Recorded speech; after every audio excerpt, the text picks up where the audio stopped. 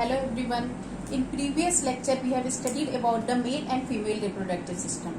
Male reproductive system में हमने देखा था कि मेल का जो प्राइमरी रिप्रोडक्टिव ऑर्गन होता है वो क्या होता है, टेस्टिस यानी कि ब्रेस्टर होता है। क्यों? क्योंकि टेस्टिस ही वो प्लेस है मेल का जहाँ पे स्पर्म बन रहा है यानी कि मेल गैमेट बन रहे हैं और साथ ही साथ हार्मोन सिक्रीट हो रहा है जिसे टेस्टोस्टेरोन या एंड्रोजन कहते हैं। और इसी तरह फीमेल का भी हम लोग देखे थे कि फीमेल का जो प्राइमरी रिप्रोडक्टिव ऑर्गन होता है वो ओवरीज यानी कि अंडाशय होता है, क्योंकि अंडाशय में ही फीमेल गैमेट बन रहा है जो कि जिसे कहते हैं ओवम यानी कि अंडाणु, और साथ ही साथ फीमेल हार्मोन सिक्रीट होता है जिसे कहते हैं एस्ट्रोजन। ठीक, तो ये जो मेल में के टेस्टिस में जो स्पर्म बन रहा है और फीमेल के ओवरी में जो ओवा यानी कि अंडाणु बन रहा है वो किस प्रक्रिया के द्वारा बनते हैं, तो उस प्रक्रिया को कहते हैं युग्मक जनन या gametogenesis. So let's start gametogenesis यानी कि युग्मक जनन।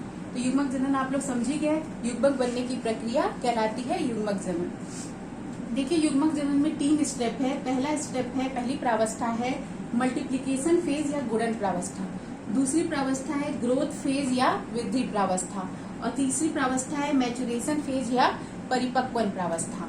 तो ये 3 प्रावस्था होती हैं जो मेल में और फीमेल में दोनों में सेम होती हैं। तो मेल में जो स्पर्म बनता है उस प्रक्रिया को कहते हैं शुक्राणु जनन यानी स्पर्मेटोजेनेसिस, और फीमेल में जो ओवम बनेगा अंडाणु उस प्रक्रिया को कहते हैं अंडाणु जनन यानी कि स्पर्मेटोजेनेसिस और oogenesis दोनों किसके अंदर आते हैं, गैमेटोजेनेसिस के अंदर आते हैं, युग्मक जनन। क्योंकि अगर मेल युग्मक बनेगा तो वो प्रक्रिया कहलाएगी स्पर्मेटोजेनेसिस, और फीमेल युग्मक यानी कि अंडाणु बनेगा तो वो प्रक्रिया कहलाएगी oogenesis या अंडाणु जनन। सो लेट्स स्टार्ट स्पर्मेटोजेनेसिस यानी कि शुक्राणु जनन कैसे होता है। तो आप शुक्राणु जनन आपको पता है कि कहाँ होगा, स्पर्म कहाँ बनता है, तो टेस्टिस में बनता है, ये हमें पता है। टेस्टिस के भी किस पार्ट में बनता है, तो सेमनीफेरस ट्यूब्यूल यानी शुक्राणुजन नलिका में बनता है। और शुक्राणुजन नलिका का हम लोग टीएस देख चुके हैं, उसके टीएस में हम आपको बता चुके हैं कि कौन सी कोशिका होती है जो स्पर्म बनाती है और उस कोशिका से क्या बनता है और लास्ट में स्पर्म कैसे बनते हैं। तो देखते हैं वो पूरा प्रोसेस कैसे होता है, कौन सा डिवीजन होता है उसमें। तो देखिए ये सबसे पहली कोशिका जो स्पर्म बनाती है जो कि टेस्टिस के सेमनीफेरस ट्यूब्यूल यानी कि शुक्राणुजन नलिका में उपस्थित होती है, उस कोशिका का नाम है स्पर्मेटोगोनिया या शुक्राणुजन कोशिका। ये शुक्राणुजन कोशिका जर्म सेल से बनती है। ठीक, तो यानी कि जर्म सेल होती हैं जो शुक्राणुजन कोशिका बनाती है, और यही कोशिका आगे चल के क्या बनाती है, स्पर्म यानी कि शुक्राणु बनाती है। तो देखिए शुक्राणुजन कोशिका जो होती है ये डिप्लॉयड यानी द्विगुणित संरचना होती है, और ये द्विगुणित कोशिका जो होती है उसमें जब सूत्रीय विभाजन होता है तो सूत्रीय विभाजन से हमें पता है एक कोशिका से कितनी कोशिका बन जाती है, 2। तो देखिए यहाँ एक बार सूत्रीय विभाजन हुआ तो 1 से 2 कोशिका बन गई, फिर सूत्रीय विभाजन हुआ, फिर 1 से यहाँ 2 और इस एक कोशिका से यहाँ 2 कोशिका, यानी टोटल यहाँ 4 कोशिका बन गई 2 बार सूत्रीय विभाजन से। और यहाँ क्रोमोसोम का नंबर हमें पता है सूत्रीय विभाजन में सेम रहता है अपने पेरेंट के। अगर डिप्लॉयड है, द्विगुणित है तो 2n है तो 2n ही रहेगा। तो अगर यहाँ 46 क्रोमोसोम है तो यहाँ भी 46 क्रोमोसोम होंगे, यहाँ पे भी 46 क्रोमोसोम चारों में होंगे। तो देखिए फिर उसके बाद ये इतना प्रक्रिया किसके अंदर आता है, गुणन प्रावस्था के अंदर। फिर उसके बाद की प्रावस्था है वृद्धि प्रावस्था। इसमें क्या होता है, कोशिका की साइज में वृद्धि होती है, और इस कोशिका को अब कहते हैं प्राथमिक शुक्र कोशिका या प्राइमरी स्पर्मेटोसाइट। अब ये प्राइमरी स्पर्मेटोसाइट जो होता है उसमें अर्धसूत्रीय विभाजन फर्स्ट होता है। हमें पता है अर्धसूत्रीय विभाजन से पहले एक कोशिका से 2 बनती हैं, फिर 4 बन जाती हैं, और क्रोमोसोम का नंबर यहाँ 2n द्विगुणित से nn हो जाता है यानी आधा हो जाता है। अगर यहाँ 46 क्रोमोसोम है तो ये चारों में 23 क्रोमोसोम चारों में हो जाते हैं। तो देखिए यहाँ पे पहले मियोसिस फर्स्ट होता है जिसमें 2 कोशिका बनती है जो कि अगुणित होती है nn, और अब इस कोशिका को कहते हैं सेकेंडरी स्पर्मेटोसाइट यानी कि द्वितीयक शुक्र कोशिका। फिर ये द्वितीयक शुक्र कोशिका में मियोसिस सेकेंड होता है, और फिर इस तरह से फाइनली 4 स्पर्मेटिड बन जाते हैं यानी कि शुक्राणु प्रसू बन जाते हैं, और इन चारों में क्रोमोसोम का नंबर आधा हो जाता है। अगर यहाँ 46 था तो इन सब में 23 क्रोमोसोम हो जाते हैं। तो उसके बाद ये शुक्राणु प्रसूव स्पर्मियोजेनेसिस के द्वारा क्या बनाता है, शुक्राणु यानी कि स्पर्म बनाता है। मतलब कि इन सेल्स में टेल बन जाता है, हेड बन जाता है और उनमें मेटामॉर्फोसिस की प्रक्रिया होती है और फिर ये जो स्पर्मेटिड हैं वो स्पर्मेटिड क्या बना लेते हैं, फाइनली स्पर्म यानी कि शुक्राणु बना लेते हैं। तो इस तरह से कौन सी कोशिका स्पर्म बनाई, शुक्राणुजन कोशिका, जो कि कहाँ प्रेजेंट है, जो कि टेस्टिस के सेमिफेरस ट्यूब्यूल यानी शुक्राणुजन नलिका में उपस्थित है। देखिए ये जो शुक्राणुजन कोशिका होती है ये अपना काम करना शुरू करती है यानी स्पर्म बनाना शुरू करती है जब मेल किशोरावस्था में होते हैं, तब ये काम स्टार्ट होता है। ठीक है, तो ये था स्पर्मेटोजेनेसिस। अब देखिए फीमेल का देखते हैं, यानी कि और फीमेल में युग्मक बनने की प्रक्रिया कहलाती है oogenesis या अंडाणुजनन। देखिए यहाँ पे तो ये काम किशोरावस्था में स्टार्ट हो रहा है, यानी ये कोशिका किशोरावस्था में डिवाइड होना शुरू हो रही है। लेकिन यहाँ पे जो कोशिका स्टार्ट करती है ये प्रक्रिया, उस कोशिका को कहते हैं, ये भी जर्म कोशिका से बनती है जिसको कहते हैं oogonia या अंडजननी।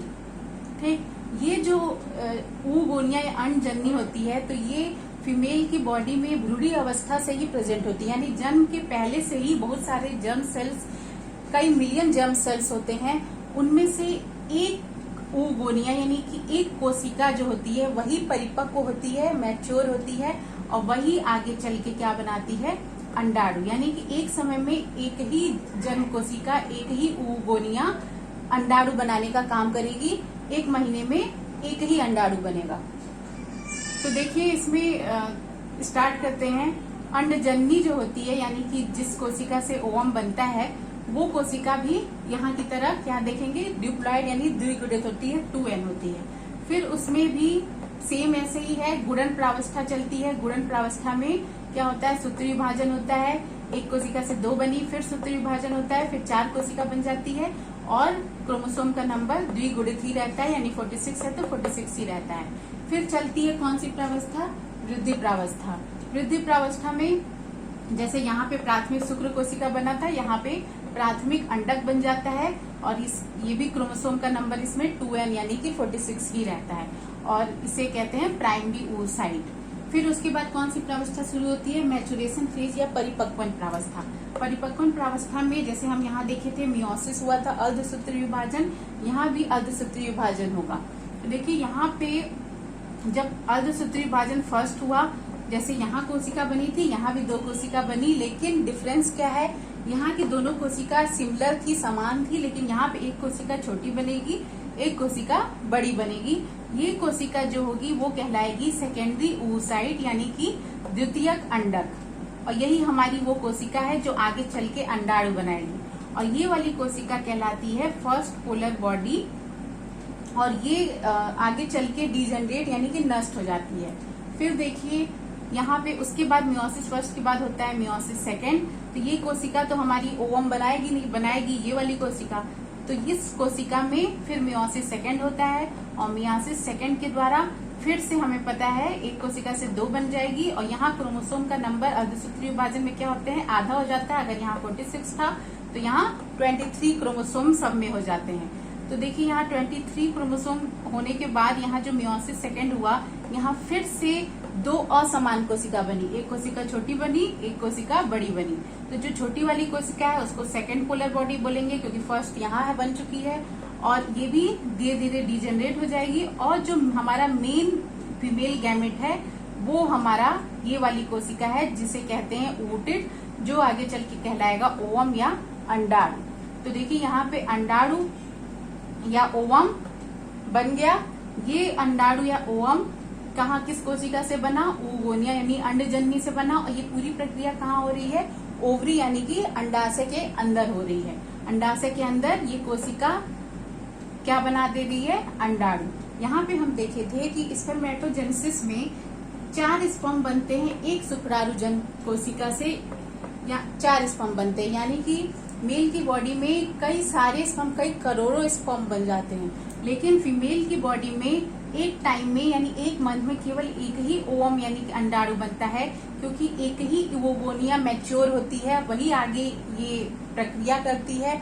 और बाकी तो 2 जो होते हैं वो पोलर बॉडी होते हैं, वो नष्ट हो जाते हैं। केवल क्या मिलता है हमें, एक ओवम यानी कि एक अंडाणु मिलता है।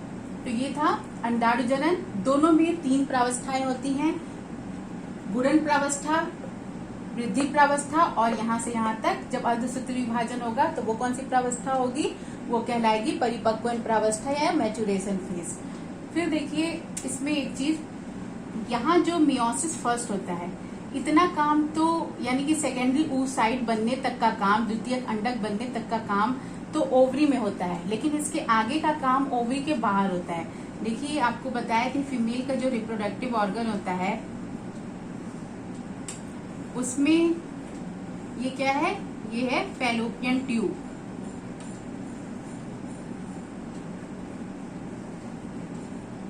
ये क्या है, यूटिरस यानी कि गर्भाशय। ये है हमारा फैलोपियन ट्यूब यानी कि अंड नली, और यहाँ पे क्या होता है, ओवरी यानी कि अंडाशय। इसी अंडाशय में क्या बनते हैं, अंडाणु यानी कि ओवम बनते हैं।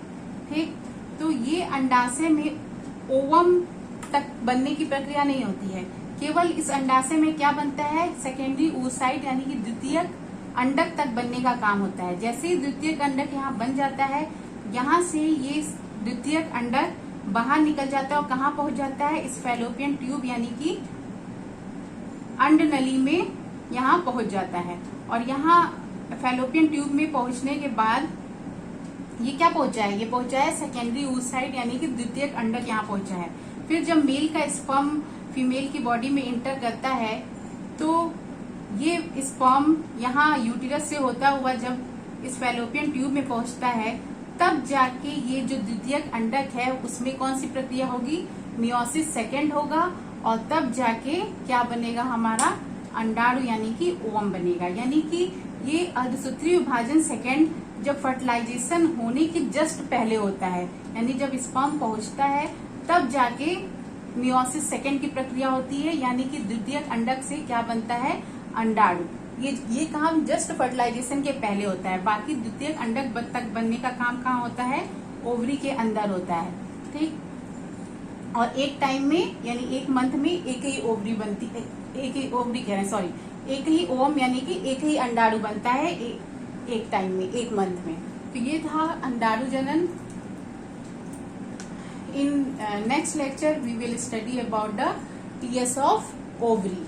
हम लोग ओवरी का टीएस देखेंगे कि किस तरह से ओवरी में ओवोनिया से सारी प्रक्रिया कैसे होगी, कैसे प्राथमिक अंडक बनता है, कैसे द्वितीयक अंडक बनता है, कैसे वो द्वितीयक अंडक बाहर निकलता है। तो ये सारी चीजें हम लोग नेक्स्ट लेक्चर में देखेंगे, TS of ovary. Thank you.